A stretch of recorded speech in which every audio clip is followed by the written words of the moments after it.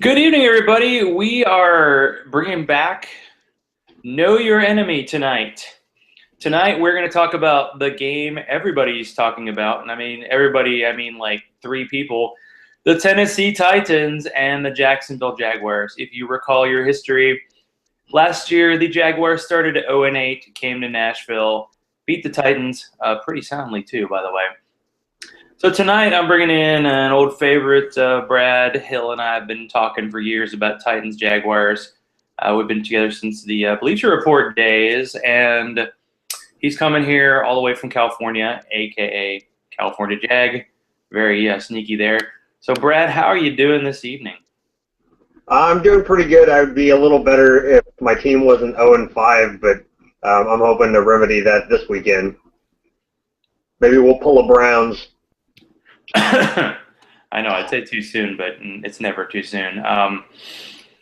Yeah, when the year started, because the Jaguars definitely improved as the year went on last year, but this year they've been just about as bad as they were last year at the beginning.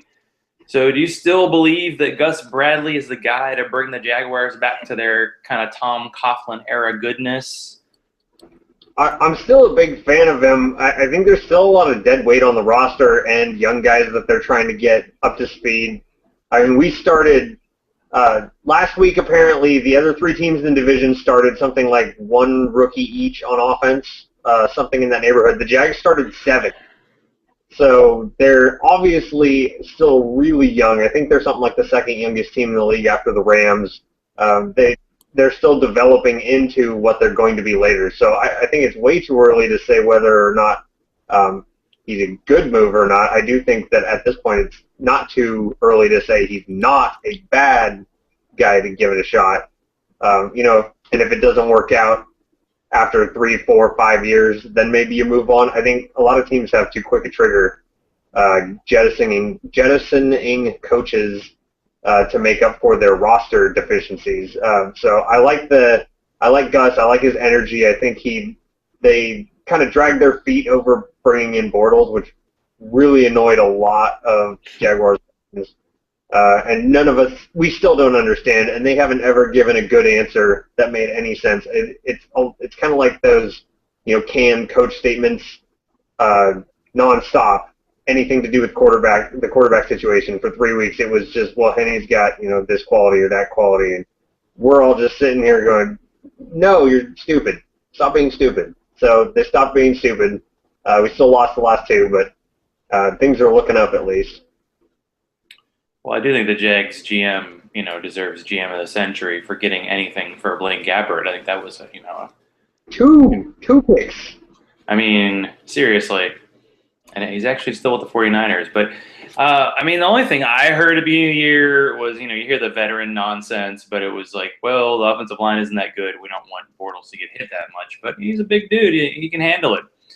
So now that they've officially handed the reins over, what do you think about Bortles, in his first few starts in the NFL? What you're seeing that's good, bad, compared to what you saw, kind of scouting him in college? Well, I didn't end up doing a lot of scouting before they picked him because I didn't think they were going to. But I've been totally off base on their first round 2 years in a row, so I should probably start rethinking my draft strategies. But in the preseason, he looked incredibly good, and he hasn't necessarily carried that all the way over to the game so far. He had issues because when he was doing it in preseason, they were letting him look down the field more. He was throwing into deeper spots and zones, and he was throwing deep balls. And maybe the issue is that he hasn't played in the regular season with Marquise Lee yet. Lee's been hurt for the last couple of weeks. Shorts played the week before, I think, and then he hurt himself again last week, and they've had tons of injuries in the receiver spots also. Part of the problem the last couple of weeks has been that they dummied down the game plan and had him throwing a lot of short balls. So he's been throwing a lot of somebody, I think it was Pete Jones on Twitter, described it as a West Coast offense with a non-West Coast quarterback, and that's kind of a recipe for not getting a whole lot done offensively. I mean, they scored 9 points last week, so he got 7 points himself on a pick six, but that was the wrong way. So I'm still a big fan, but I think they need to open it up. I mean, he's going to make mistakes because he's a rookie and he's still learning. You're letting him learn on the job. But I'd much rather him make mistakes down the field than make mistakes in that 10-yard block. Because part of the reason he threw the pick six, he checked out of a running play into that short out play, but they had run almost every pass pattern so short that Pittsburgh could just play everybody near the line of scrimmage. They didn't have to respect anything over the top. So I think once they open the game plan up, it'll look a lot better for them. But if they keep throwing everything short, it's just going to look like the Gavin on the offenses of the last couple of years because the defense is going to play 9-10 guys in the box. Yeah, that's true.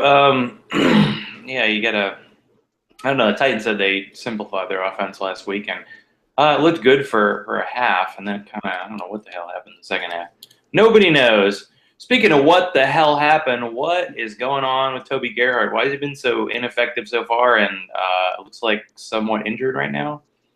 The short answer is blocking, but the long answer is probably just not as good as people thought he was, including me. I remember making a really, really stupid-looking bold prediction about him outperforming Arian Foster this year. That looks really bad. Gerhart looks slow. He hasn't had any point even during any run where he's actually looked fast. He's always looked slow every time he touched the ball. And they're not opening any holes for him either, partially because the line keeps switching guys. The first 3 games, Austin Pastor was out, or the first 4, sorry.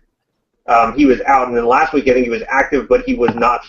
So they went through Cameron Bradfield at right tackle, and then he got cut, and Sam Young started the last couple of games. They shifted center from Jock McClendon to Luke Polanco, and Linder played most of the game. He's a rookie, so he's still learning. I mean, they've had a ton of turnover on the offensive line, so it's hard to gel and figure out where you're opening up running lanes, especially when you're running a zone blocking offensive scheme. It's really hard for them to all get on the same page when they have different guys in the lineup every single week. So I honestly would be surprised if he ends up being the lead guy past the next couple of weeks if he even gets healthy, if he even gets back to that point. Because Jed Fish was quoted as saying he wanted to have 2 guys carrying the ball instead of 4 guys carrying the ball. Given contract situations and age and whatnot, that kind of leans toward Denard Robinson and Storm Johnson getting the bulk of the carries as the season winds down. I don't know at what point Gerhart will kind of get phased out, but his contract is structured to where he could be cut after a year and not really have any penalties. So I don't think he's the guy long term, honestly. And for this type of team, if you have a guy who's not the long-term solution, you might as well just take him out right now. Yeah, it's true. All those teams that kind of signed those kind of 3-year, $9 million deals, it all seemed like they were set up to be 1-year deals.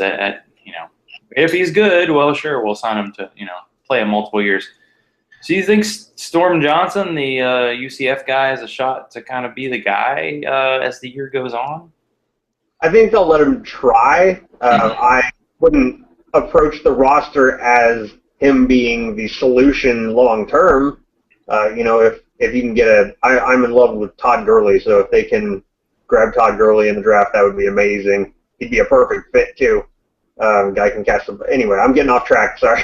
I don't think that they have that as the plan for him, but we've seen crazier stories than a 7th rounder becoming a starter or even better than just a starter. I mean, Arian Foster was an undrafted back, so he's going to get an opportunity, and it's kind of up to him to make the most of it. He's got familiarity with Bortles from playing at UCF with him, so that'll be a plus for them because they're going to be on the same page right from the get-go. So I'm hoping to see him kind of bust out. We haven't had a running back bust out for a couple of years before he started getting run into. I really missed the 375-yard rushing type teams that we had back when they did that against the Colts with Taylor and Jones-Drew. So I would love to get some kind of running game going, but I'm not sure if Johnson's the guy. But I mean, like I said, he's got a shot, so it's his chance to make an impact, and I'm excited to see what he can do with it. Yeah, it's kind of wild that, both the Titans and the Jaguars have that history of the stud running backs, and now they're kind of in that, well, we're not sure what we have moment, and you'll see if they can get that guy with the position being somewhat de-emphasized, but I still think both teams want to run the ball a lot. So Well, I got you here. I'm kind of curious what you think of Sankey long term. as the guy going forward? Do you think he's just going to be part of a larger group, or is he a feature back going forward for Tennessee? Well, right now it's out of the committee of sadness. Wizenhunt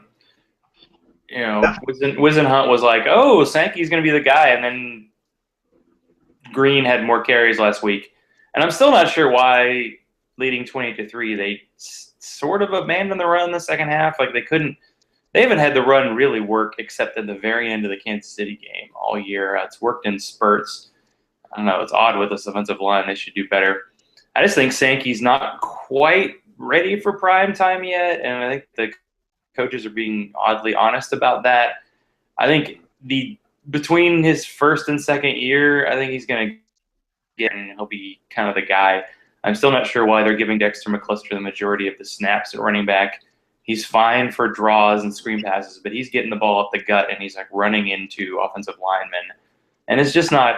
He's not that fast or dynamic. I mean, it's kind of sad, but he's gonna be the guy. I just don't know about this year. It's kind of like if people even ask me, even against the Jaguars, I'm like, I'm not sure about Titans in terms of fantasy or anything. So yeah, it's a little bit unsure right now. It's like, well, you could try to buy Sankey at a discount, but are you sure he's going to develop? We're not really sure yet, sadly. This game of fantasy wasteland, which means it'll probably end up with multiple scorers, and it's going to be 37-35 something, just because that's what it looks like. Or we're going to have some kind of torrential downpour, and it'll be like 9-3. I have to watch it just because I have to, but could be like, I don't know.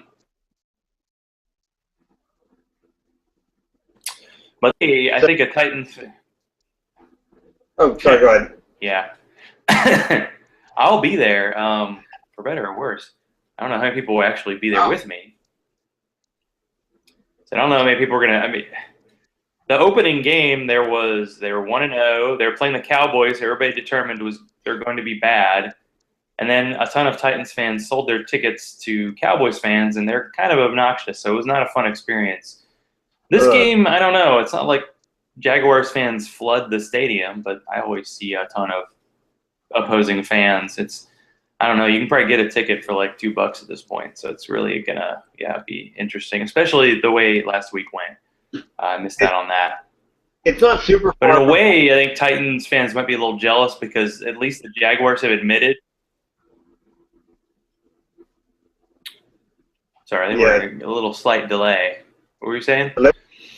Oh, I wouldn't be surprised if a bunch of Jag fans made the trip up to Tennessee for this game. I think they have some kind of cheap flights going back and forth, like $1 a leg or something like that. And so I think there was a group of folks from Jaguars Twitter that were heading up for that game. I mean, they'll still be outnumbered, but it'll be mildly louder than it would have been. Yeah, don't mess with Jaguars Twitter. The Jaguars do seem to be, at least they've admitted, like, hey, we're rebuilding, and so they're in that mode. How do you think this wide receiver core is going to shake out over time? Because they have the 3 rookies. Marquise Lee seems like he's kind of like the next Cecil Shorts. He seems to be hurt all the time. So how do you think it's going to shake out ultimately with all the kind of the rookies, and will Cecil Shorts have a role with that? Well, part number 1, Shorts is a free agent after the season, I believe, and I think they're going to work really hard to get him back, mostly because of the injuries, unless he's willing to take one of those lower price incentive type deals, which he doesn't really have a reason to do that. Somebody will pay for the potential at least. So I don't know if he's long for the team. Lee, I like. He just needs playing time. It kind of throws me off the most is Hearns because he's got so much talent, but the guy's hands are made of like oven mitts or something. He just can't hold anything. I was telling my friend and I watched, and he had Hearns on his fantasy team, and so he was cheering for Hearns catch. And dude literally dropped 3 straight passes, and I think he already dropped it. It was a disaster. His hands are awful. But if he can hold on to the ball, he's got great talent elsewhere. I think his role longer term, though, is going to be as a package guy. I think they're looking at Robinson as the, I don't know the positions very well, the split end, I think, the X receiver. And then Lee would be the Z, the smaller, quicker guy that lines up off the line of scrimmage so he doesn't have to try to beat jams as often. And then, I wouldn't be surprised if they brought somebody back later on. The new interesting development, though, is that apparently Justin Blackmon appeared again from the land of the nobody's heard from him in a year and a half, and he's checked himself into a rehab facility, and they didn't cut him. So if he does come back, his career clock or whatever has stalled out, which means they still have his rights for a few more years, a couple more years. So if he does come back and play, he would be able to come back and play for Jacksonville. I'm not that optimistic that he'll ever even come back, but it's at least better than we haven't heard from this guy in forever. Where is he?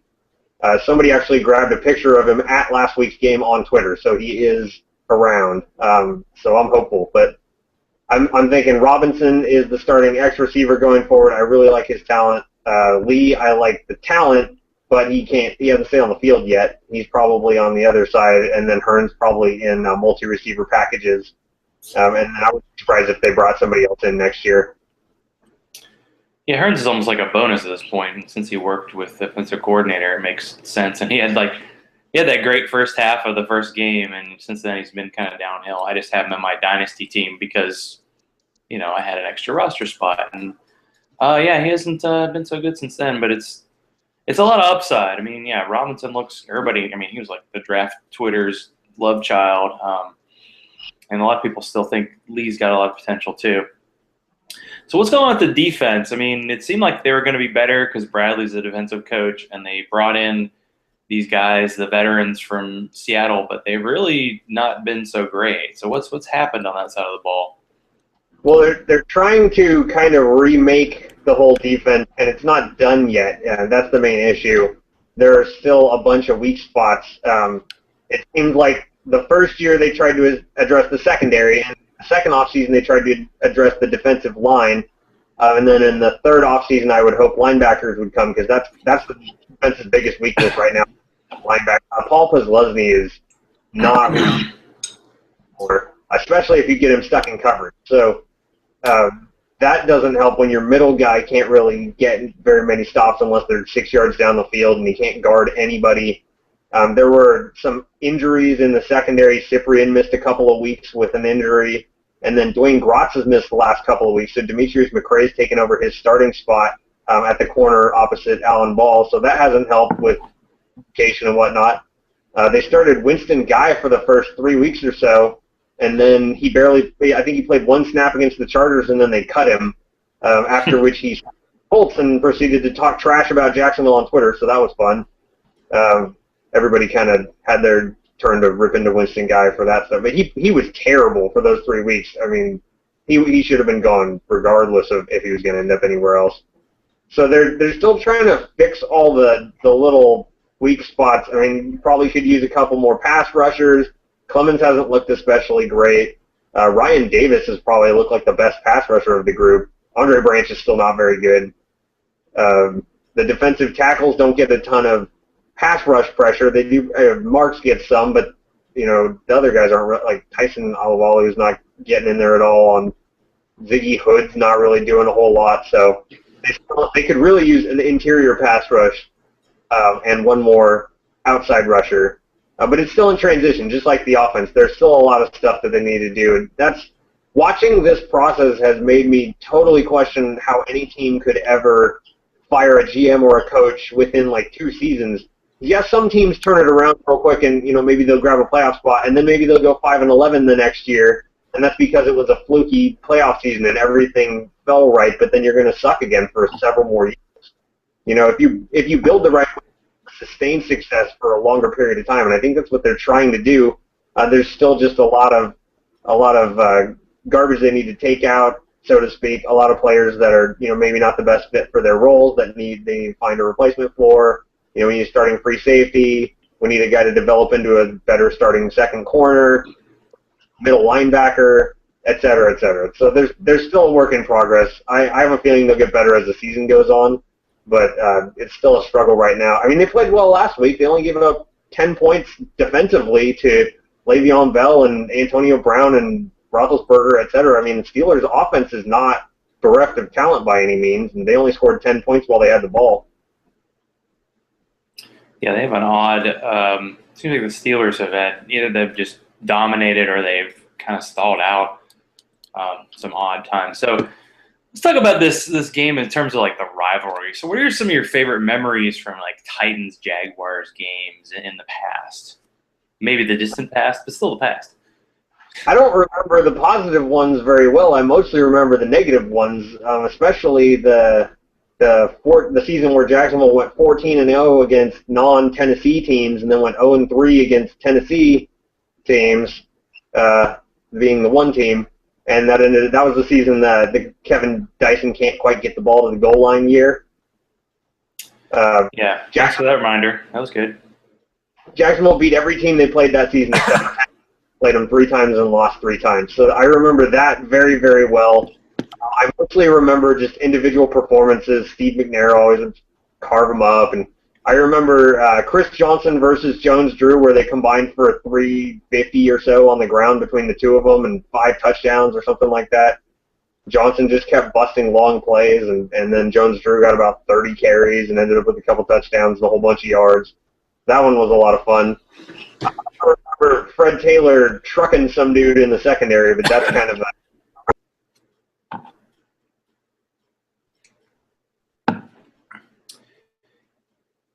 Yeah, that's that 99 year was very nice. I was in an ice storm in Atlanta, so I never actually saw the championship game until I saw it on YouTube years later. It was an odd thing. What do you think in like the AFC South? Do you think the Titans are the Jaguars' biggest rival, or do you think it's the Colts or the Texans?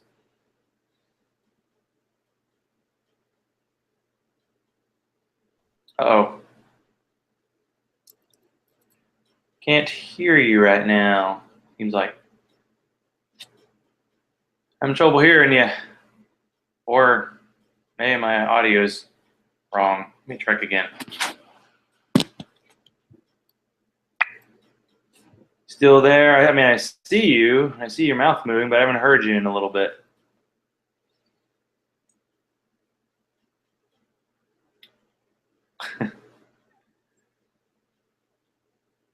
Technical difficulties. Sometimes these things happen. Huh. So we lost Brad for a second. I'm going to try to ask him about it's odd as a guy who lives in California, why he's a Jaguars fan, and then, of course, the Jackson DeVille Can you hear me? situation with hi. There you are. Hey, doing it on my phone doesn't always work real well. Yeah, it was like in the middle of your last answer that your audio came out. So I would say for me, the one I enjoy beating the most is Indy, but that's partially just because we do them so many times over the years. It kind of shuts them up. But in terms of which one the team's biggest rival is, I think if you think of it as which team would the fans be the most sad to see go if they realign the division, I think Jacksonville's biggest rival for sure. I would be really mad if they ever realigned and took them out of the division.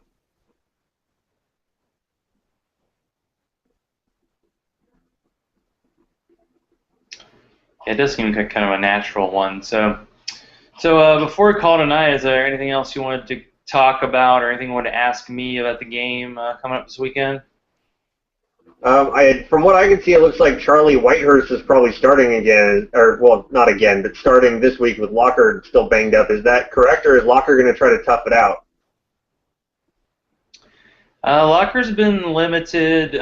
Thumb issue is not good. As far as I can tell, I feel like he's going to start, but who knows? I'm trying to think. Has Locker finished 2 games this year? Yeah, if Whitehurst starts, it's really hard to tell what's going on. He did get the one deep pass to Hunter, but for some reason in the second half they had some issues moving the ball. So, we're going to see Tablet Jesus, as I call him. No longer Clipboard Jesus. We've moved up. I'm pretty sure he grows his hair 1 inch for every year he's been in the league. I know. I mean, well, he was a rookie the same year as Vince Young. He's still in the league, so he's doing something right.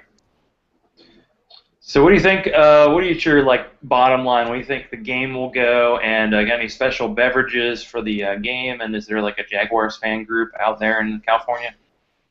Well, as for score prediction, I expect Tennessee to pull it out. I think Jacksonville has had so much trouble moving the ball that I don't see, if they give up a couple of touchdowns, I'm not sure they can make that kind of a comeback. I mean, I do think that there's a week coming where the offense is just going to put it all together and they're going to bust out for 30 points, and it could be this week, but I wouldn't predict it being this week. If I was guessing the score, I would probably say something like 24 to or something like that. I do think it will be close. As for watching, I usually there's a bowling alley near my house, and they have a restaurant, bar, and grill thing attached to it. And they have all the games, so I usually go there, and I end up drinking about 12 Diet Cokes. And I drink so many Diet Cokes, I actually have to wear like a hoodie and PJs under my jeans when I go. Even it was 93, and I still had to dress like I was going to the Arctic, so that doesn't help either. But it's a good place to watch. I don't get any sound.